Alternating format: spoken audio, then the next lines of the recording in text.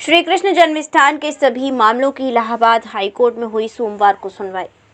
श्री कृष्ण जन्मभूमि से संबंधित सभी मामलों की सुनवाई सोमवार को इलाहाबाद हाईकोर्ट में हुई। हिंदू पक्ष और मुस्लिम पक्ष के अधिवक्ताओं के बीच बहस हुई। न्यायालय ने मुस्लिम पक्ष को भी जवाब दाखिल करने के लिए कहा। मुस्लिम पक्ष की तरफ से अनेकों अधिवक्ता मौजूद रहे और हिंदू पक्ष की तरफ से सभी अधिवक्ता मौजूद रहे। श्री कृष्ण जन्मभूमि केस के मुख्य पक्षकार दिनेश शर्मा के सोमवार को 2 मामले कोर्ट में सुने गए। पहले श्री कृष्ण जन्मभूमि से ईदगाह मस्जिद को हटाने वाला और दूसरा श्री कृष्ण भूमि से मीना मस्जिद बनाने वाला। दिनेश शर्मा की तरफ से अधिवक्ता कुमार बीनू सिंह और अधिवक्ता मालवीय उपस्थित हुए। हिंदू पक्ष और मुस्लिम पक्ष के अधिवक्ताओं के मध्य बहस हुई।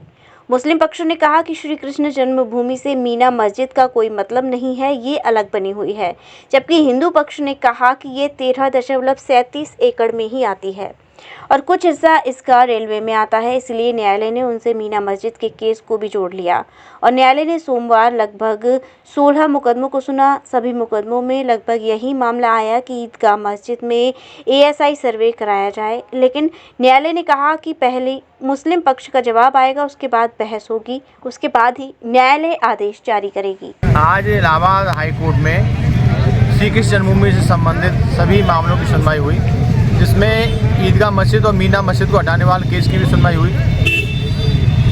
श्री कृष्ण जन्मभूमि से उत्तरी दिशा में ईदगाह मस्जिद लगी हुई है और पूर्वी दिशा में मीना मस्जिद लगी हुई है। श्री कृष्ण जन्मस्थान की 13.37 एकड़ ज़मीन पर मीना मस्जिद और ईदगाह मस्जिद ने कब्जा कर रखा है। तो आज हिंदू पक्ष की तरफ से यही मांग की गई माननीय न्यायालय में कि पहले ASI सर्वे हो जाए, उसके बाद में 7 रूल 11 में बहस हो।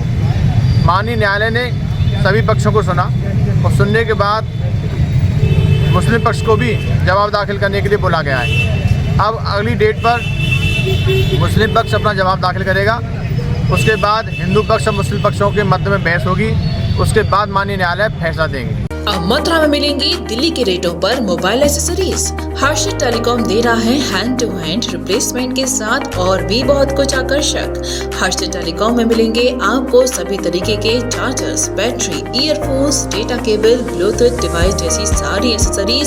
साथ ही मिलेगा निर्धारित टारगेट पूरा करने पर टूर करने का मौका और तय खरीदारी करने पर आकर्षक गिफ्ट्स।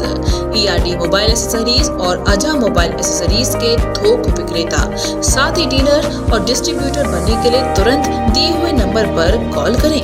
नंबर है 7838888763। हर्षद टेलीकॉम, सामुदायिक चिकित्सालय के सामने, महेंद्र नगर, मंडी चौराहा, मथुरा।